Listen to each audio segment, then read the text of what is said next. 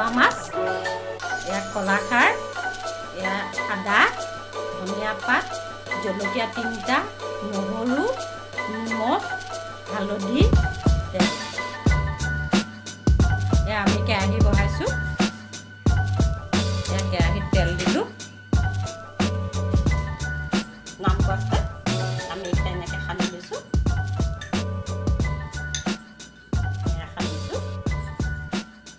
তাৰপিছত আমি কেৰাহীত দি দিছোঁ।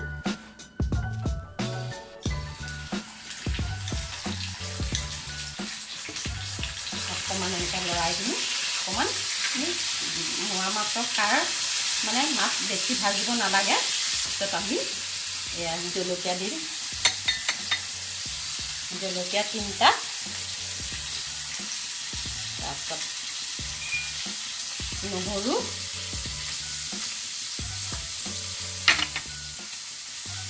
হালধি অকণমান,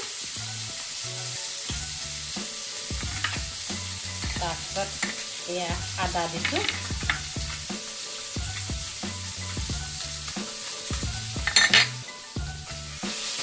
অকণমান মাছকেইটা ভাজি লৈছোঁ।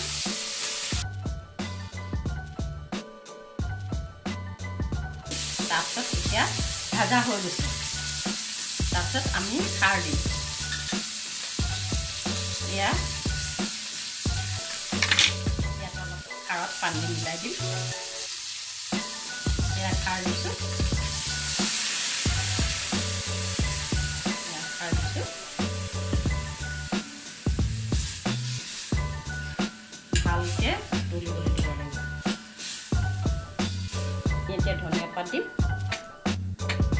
কেইটামান ধনিয়া পাত, আদা পাত হ'লে ভাল হয়। এতিয়া আদা পাত নাই, আমি ধনিয়া পাত দিছোঁ। এতিয়া অলপ পানীটো দিব লাগিব। খাৰটো অলপ